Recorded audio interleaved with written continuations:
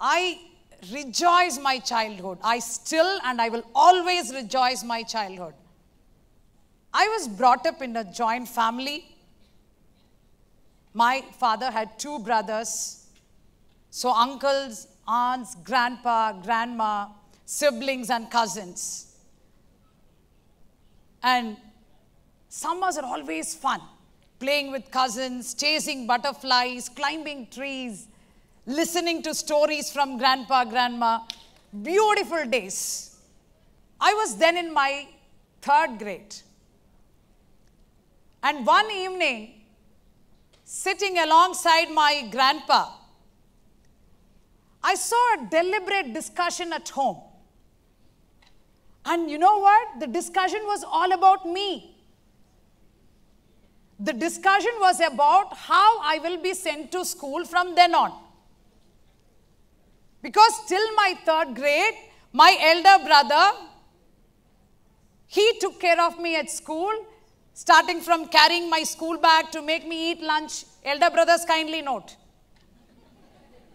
He was taking care, and now that he had to move to the nearby town for his middle schooling. So there was a deep discussion in the family, like who is going to pick me from school, who is going to drop me at school, how is she going to take care of herself. And unexpectedly, my mother, she pointed to me and said, she is going to go to school all by herself. I was perplexed. And when I looked at her with that frightened face, she returned a smile, a warm smile, and a kind of, you can do it, baby. 3 more weeks for the school to reopen. And from then on, whenever my mother went out, she never wants anybody to drive her to those places, maybe a market or a hospital or a function. She preferred taking the bus. Given the fact back then, there were no cabs or autos in those villages. So she would take the bus and I always accompanied her. And on our return home, I will run to my father to complain. Complain not about the overcrowded buses, not the suffocating weather, but there was always something to complain about my mother. On one such occasion, we both were going to a temple. By bus, it's a 7-kilometer ride from my place to the temple. That particular day, it was little overcrowded and we were standing. Few minutes after our ride, I could see an empty seat there where I badly want to sit. So when I was about to go there, as usual with that same smile, my mother stopped me and said, please wait. And she said, can you call that old lady from there? I was upset. I was totally upset, totally disappointed because I wanted to sit and she's neither sitting there and she's not allowing me to sit and she's offering the space to someone else. With that disappointment, she knew I was disappointed in fact, but she said, call her. I called that lady and she occupied the space. And this particular time when I came back, when I told my father, I couldn't control, with such irritation and anger, I told the whole story, a big list of complaint. And you know what? My father, listening to all that, hugged me, patted me, and with a smile again he said, whatever your mother does, it's for your own good. And there is no one else in this world other than your mother who can think the best for you. In that tender age, I did not know whether my father was trying to defend her or whether he was trying to pacify me. But what got into my mind was those words, whatever your mother does, it's for your own good. And there is no one else in this world other than your mother who thinks the best for you. And I want you children also to keep that in your heart forever. School started. I had to go to school all by myself now. And I thoroughly enjoyed every single day going by myself. I started. This time back home, no complaints. There were only stories. Stories of how I helped a little boy to carry the school bag, how I helped an old person, how I was able to sniff a trouble, how I was able to put myself in a safe zone in the bus, how I was confident in carrying certain things. So all those stories, my people in the family, they appreciated, they smiled, they hugged. So many. Now that I'm a mother of two, I ask the same question to myself. Am I the kind of mother who she was? And why am I so overprotective? Why am I so worried? Why am I always thinking of the kids' future? Because we are not having a balanced approach. Modern day mothers, we don't have a balanced approach. We either fall into the extremes. Days passed by, years went on, and I grew up into a young woman. And in one particular situation, it was really tough. In that particular situation, when I was able to handle it with so much comfort and confidence, and when I really came out of the situation all by myself, that particular night, I was just sitting and thinking, is that Priya you who handled it? And where did you get all that courage from? Where did you get all that confidence? How come you were not so aggressive and not polite, but you were so assertive? I was thinking all that to myself. How? And when I thought about it, the answer what I got was, it was all because of the beautiful head start my mother gave that day because of her decision against all the family members. It was that beginning, it was that start which made me walk through every phase of life with that courage, confidence, assertiveness, tenacity, or whatever you call it. But now that, why are we mothers in the extremes? Why is that fear engulfs us every time? Great fear engulfs parents, and in that fear, we try to pattern a certain mold of life for the children, and we want them to follow that. I'm sure parents will agree with that. We parents are clever many a times. We give them what they want, and we make them do what we wanted them to do. And never we had paid attention to what children exactly need.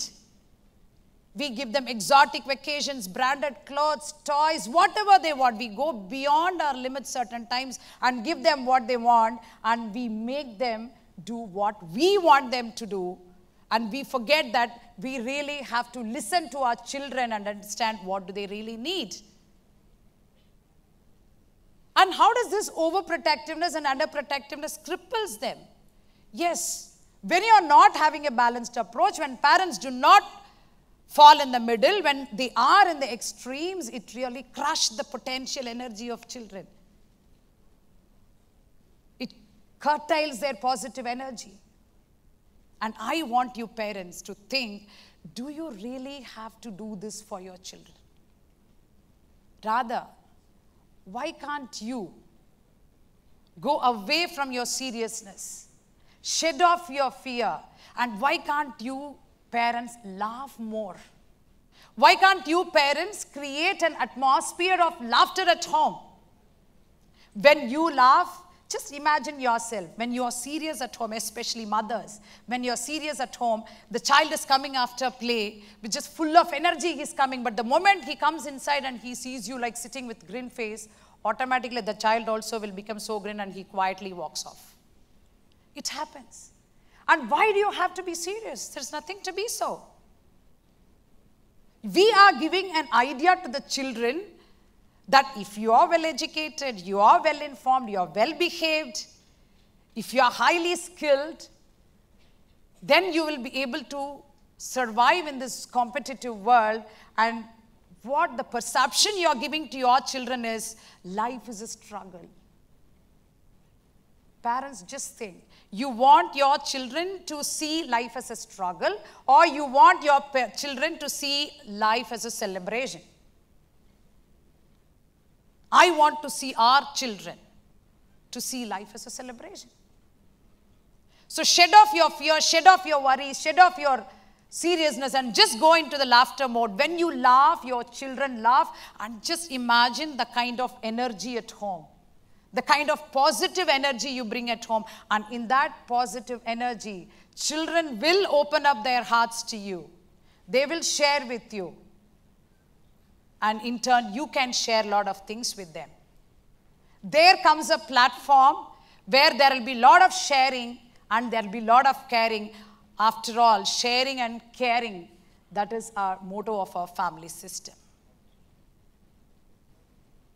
Rather than giving them a checklist, rather than creating a checklist for your children, why can't you create a confidence platform for them? When I say confidence platform, I am reminded of my son. He was in his 4th grade. One day after his play, he came rushing home, refreshed. He was just doing his homework. When he was just writing his homework, he just asked me casually, "Mama, what is the meaning of this word?" I was like shocked to hear that word from a small child. But my conscious state of awareness, it just creeped in. And I thought, Priya, better stop reacting to the child. Better stop reacting to the child. I was about to ask him so many questions. Where did you learn this word? Who taught you this word? Whom were you playing with? Better, God's sake, don't play with the child from tomorrow. And above all, what people will think of me if you speak these kind of words? I was about to ask, but the moment my conscious state of awareness triggered and it told me, better you respond to your child. So I called. I made him sit near me. I told him, you need to grow a little more. Definitely, I will tell you the meaning of this word. Trust me. I gave the assurance that I will tell definitely the meaning of this word. Wait for some more years. My son, you know, not only my son, every children, they are down to earth. They are empirical. They never want to give up. He kept on asking me. But this particular time, no Google, no parenting workshops, no magazines. The instinct of the mother, we know how to talk to them. I spoke to him in such a way that you will wait, and some things are worth waiting for. And when he moved to his 6th grade, my husband and I, we called him, we recalled that incident, we told him what he asked us, and we told the meaning of the word. And believe me, the child was not interested, not happy in knowing the meaning of that word. The child felt happy because my parents, they had kept their promise. They gave me the assurance that and they are following it now. And that was the foundation for the confidence platform. There came a bonding. There came a mutual sharing. And from then on, it went on and became so strong. Even after becoming a teenager, whether he wants to know what is right and what is not right, he always comes to us. And parents, we are not supposed to say that once my child, if he reaches teenage, you know, he has his own world with gadgets. He has his own world of friends. Don't ever tell that to me. It's you parents, if you had created that platform in those formative years, definitely every child will share everything with you. And when they come and share everything with you, you definitely will show them the right path. You will show them not to be imitators, but as authentic individuals. So it's up to us.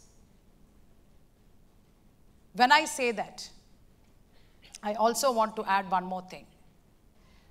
We teach our children, literally teach our children to be responsible to father, responsible to mother, to teachers, to society. But had we ever guided our children to be responsible to their own self?